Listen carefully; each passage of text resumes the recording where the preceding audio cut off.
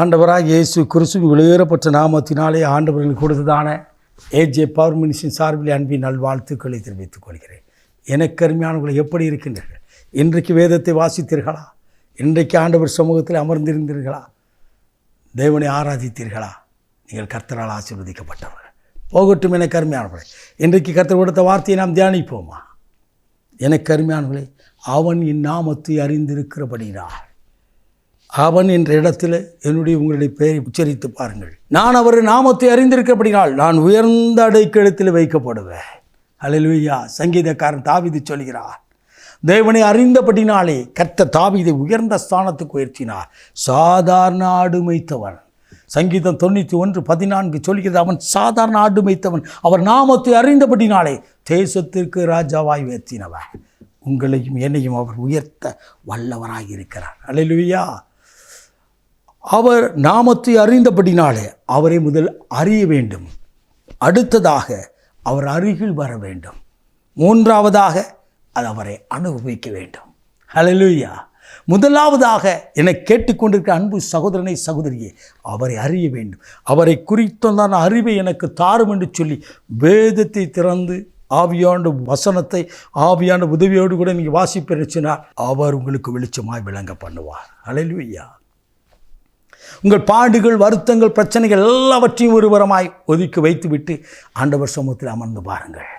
அவர் உயர்ந்த அடைக்கலத்தில் வைக்கிற தேவன், உன்னதமான தேவன். உன்னுடைய மறைவிலை மூடி மறைத்து பாதுகாப்பார். உன்னை காக்கும்படியாய் தன் தூதர்களுக்கு கட்டளையிட்டவர்.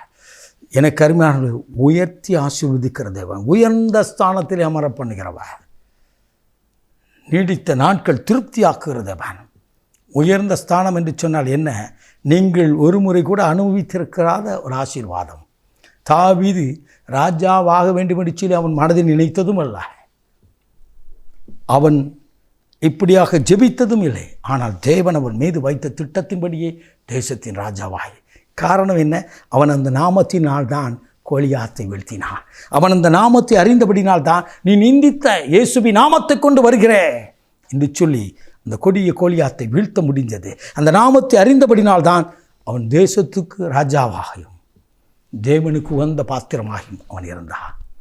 நீங்களும் நானும் அப்படிப்பட்ட தேவனை அறிவோம் என்று சொன்னார்.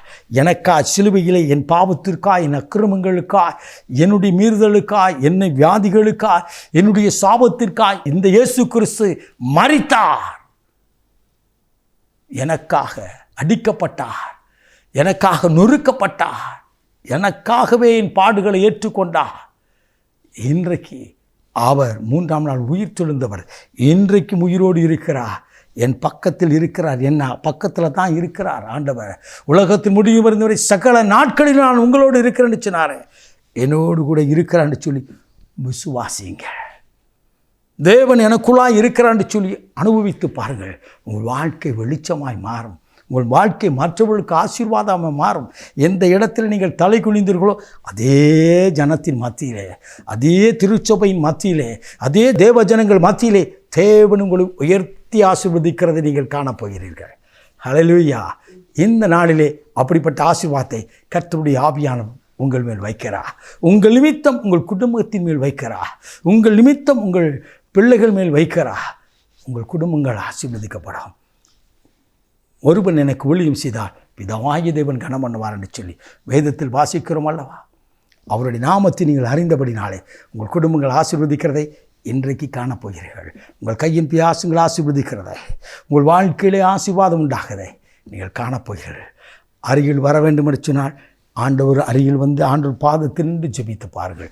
அனுபவிக்க வேண்டும் என்று சொன்னால் ஆண்டவருடைய ஆசீர்வாதத்தை கேட்டு பாருங்கள். கேளுங்கள் கொடுக்கப்படும், தட்டுங்கள் திறக்கப்படும், தேடுங்கள் கண்டடைவீர்கள் என்று சொன்னவர் அப்படியே உங்களை ஆசீர்வதிப்பாரா. நாம் ஜெபிப்போமா? மகா பரிசுத்தமுள்ள தகப்பனே, இந்த அற்புதமான வேலைக்கு ஆசீர்வதிக்கிறோம். இன்றைக்கும் உமக்கு முன்பதாய் நாங்கள் என்று ஜெபிக்கிறோம். அப்பா, என் நாமத்தை அறிந்திருக்கிறபடினால் என்று எங்களோடு போதித்தீரே. உடைய வார்த்தையின்படி உடைய நாமத்தை அறிந்த ஜனங்கள் மேல் உடைய மகிமையான அபிஷேகத்தை வைப்பீராக. திறந்த வாசலை வைப்பீராக. கையின் பியாசங்களை ஆசீர்வதிப்பீராக. இதுவரை கண்டிராத ஆசீர்வாதங்களை உடைய ஜனங்கள் பெற்றுக்கொள்வார்களாக.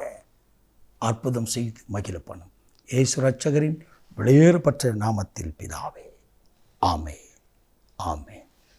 God bless you.